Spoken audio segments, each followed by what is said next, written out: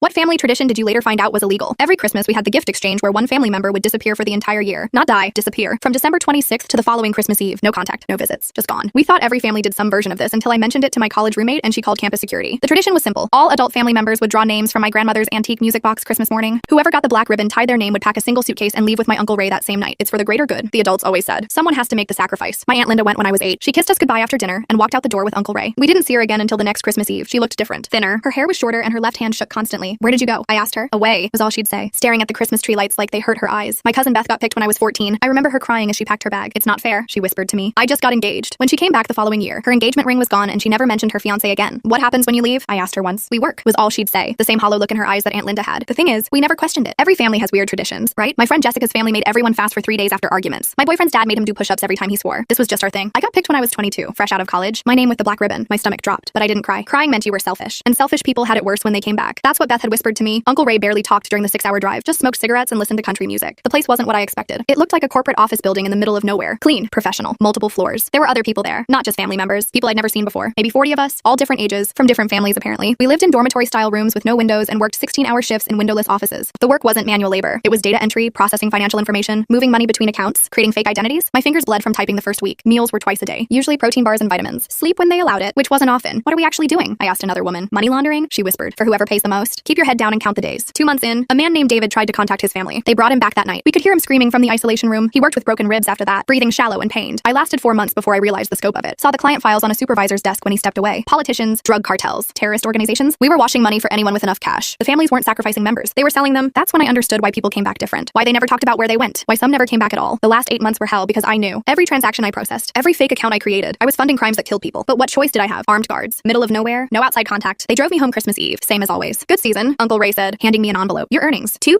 Dapotel. For a year of slavery. I tried to tell my parents. Mom said I looked healthy and that hard work builds character. Dad said I seemed more mature now. You survived, didn't you? Made you stronger. But I couldn't let it go. The other faces haunted me. David's broken ribs. The people whose money we'd stolen. The crimes we'd funded. So I did something that destroyed my family and saved my soul. I told Agent Martinez, an FBI contact I found online. She listened to my whole story, taking notes on every detail. Then she said the words that changed everything. We've been tracking this operation for 3 years. You're our first witness. Our family compound was raided Christmas morning. Multiple locations across 5 states. Turns out our tradition was part of an international money laundering network, using family loyalty to ensure silence. 18 adults arrested, including my grandmother, father, and Uncle Ray. They found 127 people across all locations. Some had been there multiple years. Some were children. David was found in the medical wing with untreated internal injuries. 4 people were hospitalized for malnutrition and psychological trauma. The trials lasted 3 years. I testified against my own family, described every detail of that year. They got 25 to life each. The extended family called me a traitor, said I destroyed 4 generations of tradition. But 127 people went home, got therapy, got their lives back. Sometimes I dream about the music box, my name with the black ribbon. I wake up in cold sweats. But then I remember, no family member will ever disappear again. No more sacrifices, no more traditions. My cousin Beth called me last month, first time in 4 years. Thank you, she said. I can finally sleep.